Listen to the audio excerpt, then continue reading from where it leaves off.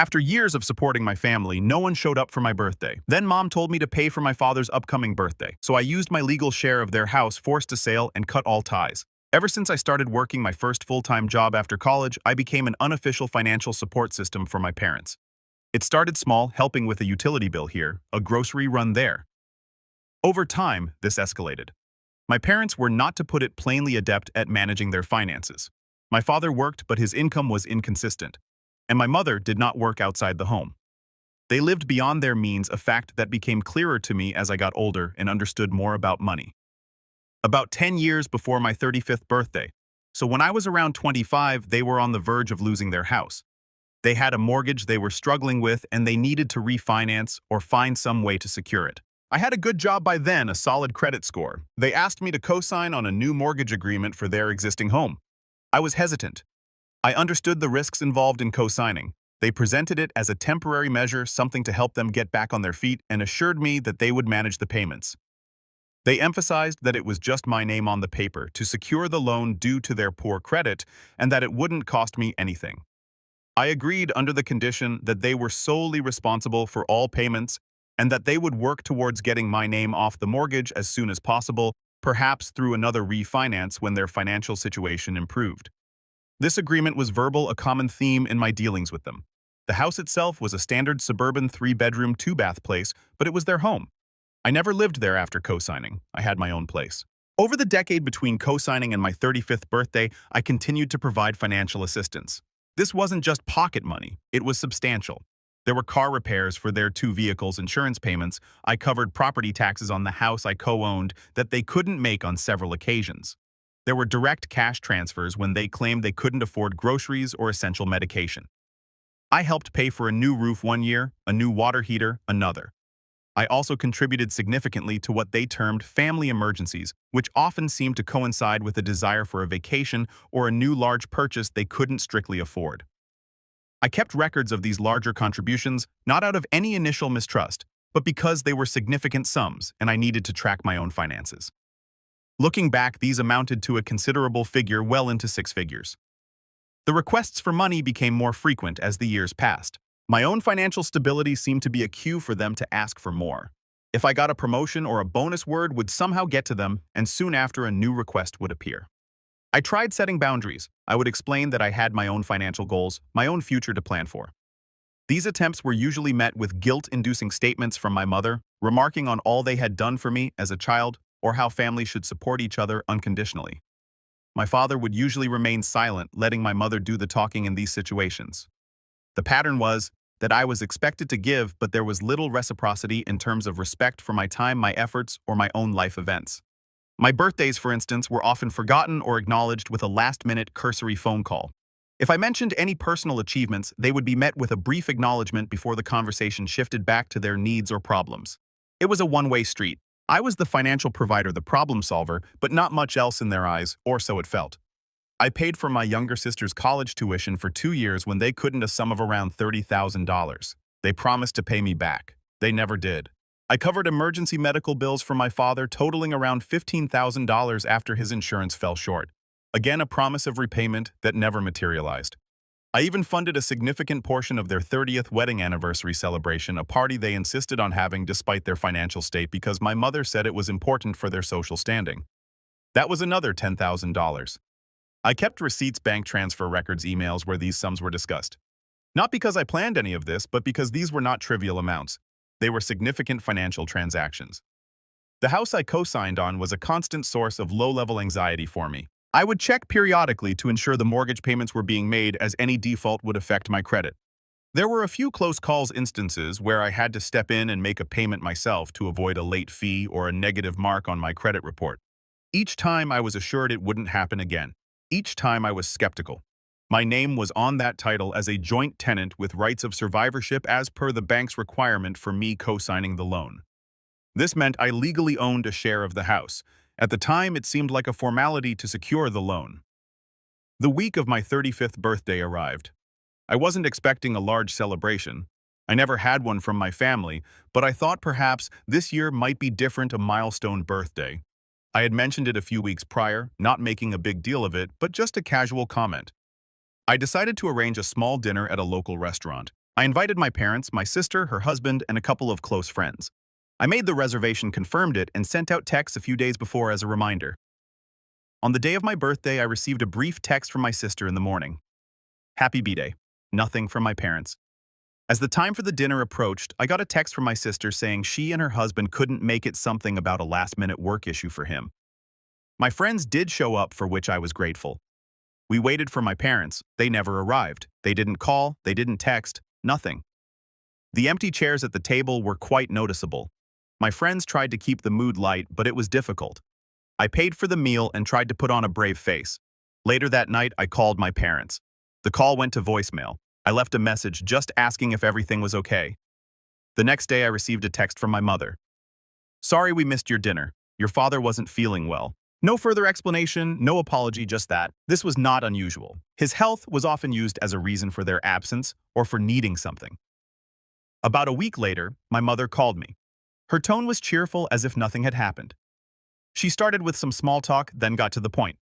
My father's 60th birthday was in a couple of months, and she was planning a big party for him. She described the venue she wanted to book, the caterer, the guest list. Then she said, "We're a bit short for the deposit and initial payments. We were hoping you could help out. We need about $2,000. I sat there, phone to my ear, listening to her detail the plans for his extensive celebration a week after they failed to even acknowledge mine beyond a forgotten dinner reservation. The contrast, the sheer audacity of it was stark. The years of financial contributions, the forgotten birthdays, the co-signed mortgage, the constant expectation that I would provide, all of it coalesced in that moment. I didn't say much on the phone. I think I just said, "I'll see what I can do," and ended the call. For years, I had complied. I had given, I had overlooked. This time something was different. The casual disregard for my birthday, followed by a demand for a significant sum for my father's party, was a line too far. A couple of days later, my mother texted again asking if I had sent the $2,000. I went to my banking app. I typed in my mother's account details, the ones I had used countless times before. In the transfer amount, I entered $1. In the reference field, I typed for Dad's party. Then I sent it. Immediately after sending the $1, I went into my phone contacts. I found my mother's number and blocked it. I did the same for my father's number, then my sister's. I blocked any family members who were primarily conduits for my parents. I went onto social media platforms where I was connected with them and removed and blocked them there too. It was a systematic process. I didn't send any explanation. I didn't engage in any arguments. I simply cut off communication. The next step was the mortgage. I was a co-owner of their house. My name was on the deed and the mortgage. I contacted the bank that held the mortgage. I explained that I was a co-signer and co-owner and wished to protect my interests. I inquired about the process for freezing any remortgaging or changes to the loan without my explicit written consent. The bank informed me of the steps, which involved submitting a formal letter and documentation proving my stake. I spent the next few days preparing this and sent it via registered mail with return receipt requested. The effect of this action would be to prevent them from borrowing more against the house or selling it without my signature. Given their history, I suspected they might try to leverage the property further if they were in financial difficulty, and I was no longer willing to be silently complicit or liable. The weeks immediately following these actions were quiet for my end. I expected an explosion, calls from unknown numbers, emails, messages through third parties. Some of that happened. My aunt, my mother's sister, called me a few times. I didn't answer. She left voicemails which I listened to. They were a mix of confusion, then anger, then attempts at guilting me, saying my mother was distraught. I didn't respond. The $1 transfer obviously caused a reaction. My mother apparently called my sister in hysterics. My sister then tried to contact me, but her number was already blocked. The primary effect of freezing the mortgage at this initial stage was internal.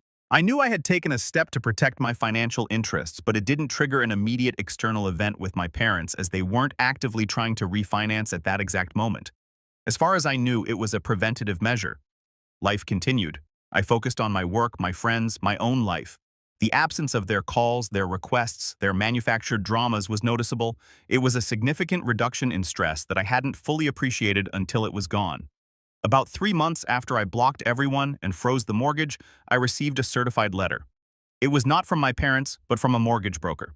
It was a standard notification letter addressed to all parties on the current mortgage, including me. The letter stated that an application had been made to refinance the existing mortgage on my parents' house. It also sought to add a home equity line of credit. My parents were attempting to remortgage and extract equity from the property. Crucially, the documents indicated that my signature was apparently not on their initial application to this broker, or they were attempting to proceed without my direct involvement, perhaps hoping the broker wouldn't rigorously check all ownership details or that my freeze notification hadn't fully propagated through all systems. My earlier action of formally notifying the current lender and placing a cautionary hold had likely flagged this new attempt, or the broker was doing due diligence that uncovered my stake and my prior communication with the original bank. The letter was likely a legal requirement ensuring all registered owners were informed of such an application. This was a clear indication they were trying to circumvent my involvement and access the equity in a property I co-owned without my consent. The equity existed in part because the property had appreciated over the years, but also because I had prevented defaults and contributed to its upkeep. If they succeeded, they could burden the property with more debt that I would be partially responsible for if they defaulted again, and it would diminish any actual equity I held. So here's where I am. They have tried to go behind my back to refinance a property I co-own. This is after years of financial exploitation, culminating in the birthday incident and their demand for more money. My initial actions were to cut contact and secure the mortgage from unilateral changes. Now they've forced my hand further. I have a legal share in that house. I also have records of substantial sums of money they owe me, which I previously just wrote off as lost causes. Given their latest action, I am considering my options. What should I do? Am I justified in taking more aggressive steps to reclaim what is mine and remove myself from this situation entirely? Even if it means significant consequences for them, I'm not looking for reconciliation. I'm looking for a way to finalize this separation of my life from theirs, especially financially. It has been approximately 4 weeks since my original post. I want to start by acknowledging the input I received. Many comments and private messages echoed similar sentiments regarding the situation. The general consensus was that my parents' actions were indeed over the line, and that I was justified in taking steps to protect my financial interests. Several questions arose regarding the specifics of the situation, which I will clarify now as they were pertinent to my decision-making process. When I co-signed the mortgage 10 years prior to my 35th birthday, I was added to the title of the house as a joint tenant with rights of survivorship. This was a requirement from the lender because I was taking on the mortgage obligation. It meant I was not just a guarantor, I was a legal co-owner of the property. At the time, I was 25, and while I understood it gave me a stake, the primary focus then was simply to help them avoid losing their home. My parents had emphasized that it was just a signature to help them, and we never discussed the implications of co-ownership in depth, such as how a future sale or buyout would work. This was a significant oversight on my part, driven by youth and a desire to assist. Many asked for a breakdown of $200,000. I have been going through my financial records meticulously. The $200,000 is an approximate but conservative estimate. Major items include around $45,000 in direct cash transfers to their bank account over approximately 10 to 12 years, typically for bill shortfalls or unexpected expenses. These were usually in sums of $300 to $1,000 at a time. $30,000 for my sister's college tuition, which they had agreed to repay. $15,000 for my father's out-of-pocket medical bills following a surgery. $10,000 for their 30th anniversary party. Approximately $25,000 in property taxes and homeowners insurance payments I made for their house over the years when they claimed they couldn't afford them. This was to protect the asset and my credit rating tied to the mortgage. Around $20,000 for major home repairs, $12,000 for the roof replacement, and $8,000 for a new HVAC system and water heater. Car-related expenses I estimate around $18,000. This includes paying off a loan on my mother's car, $7,000, plus numerous instances of covering expensive repair bills and insurance for both their vehicles, miscellaneous loans, and support. The remainder comprises smaller loans for things like appliance replacement debt, consolidation assistance they requested, and other ad hoc financial crises, all of which were never repaid. I have bank statements, scanned receipts for major repairs, and email chains where many of these amounts and the promises of repayment were discussed. As stated before, I received a certified letter from a mortgage broker. My prior notification to the original lender, the one holding the current mortgage, had indeed been logged. When my parents approached a new broker for refinancing and a HELOC, the title search conducted by this new broker would have revealed my name as a co-owner. Standard procedure then requires all legal owners to be notified and to consent to new liens or changes in mortgage. The letter I received was likely a result of either the new broker's due diligence or a notification triggered from the original lender system due to my earlier protective measures. It was clear they had initiated this process without speaking to me first. Reading through the comments confirmed my own assessment. My parents' attempt to refinance without my consent was a serious breach of trust and a direct threat to my financial interest in the property. It was not just about the money, it was about the continued pattern of entitlement and disregard for me as an individual with my own rights and financial well-being. The advice I received, coupled with my own resolve, led me to the conclusion that passive measures were no longer sufficient. They had escalated the situation by attempting this remortgage. I decided that I needed to extricate myself from this financial entanglement completely and recover what I was owed to the extent legally possible.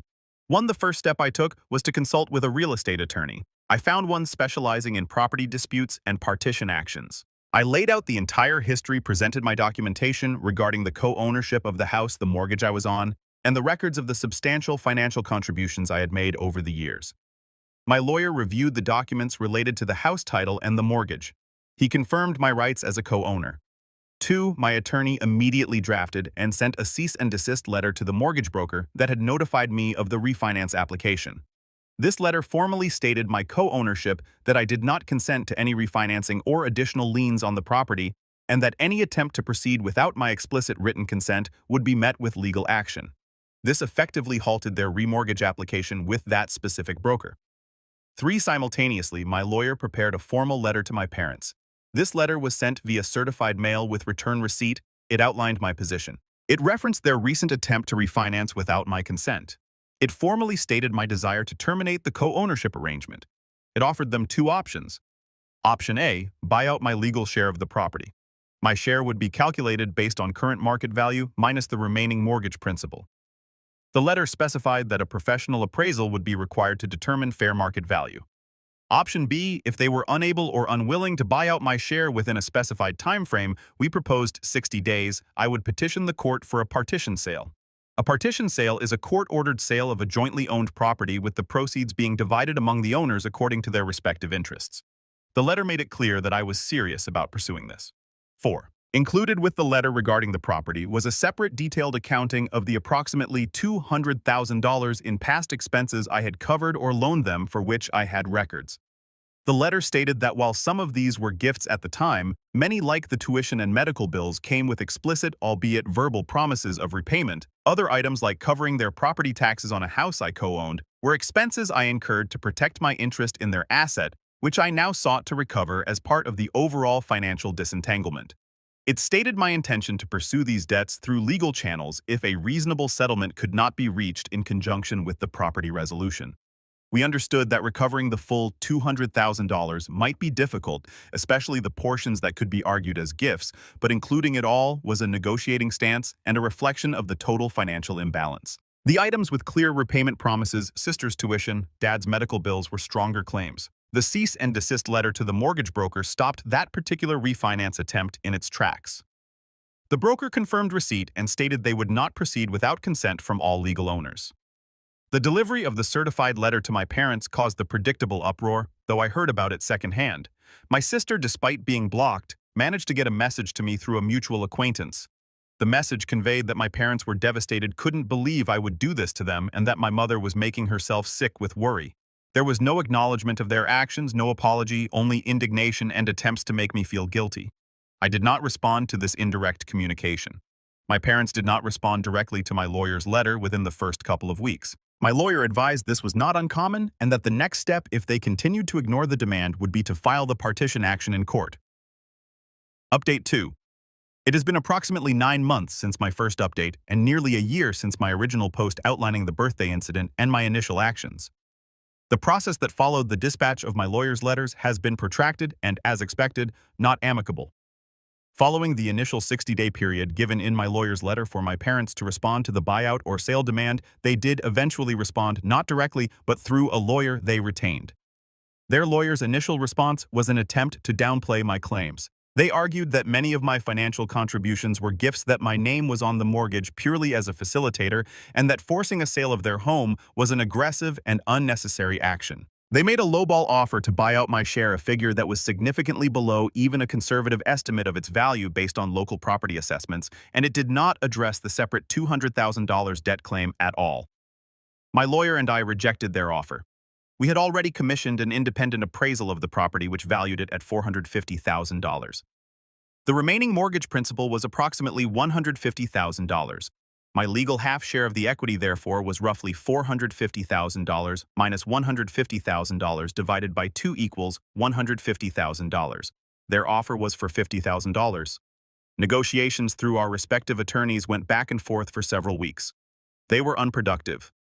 My parents' side seemed unwilling to accept the reality of my legal co-ownership and the actual market value of the property. They also flatly refused to discuss the $200,000 in past debts, their lawyer stating those were unenforceable claims based on familial goodwill.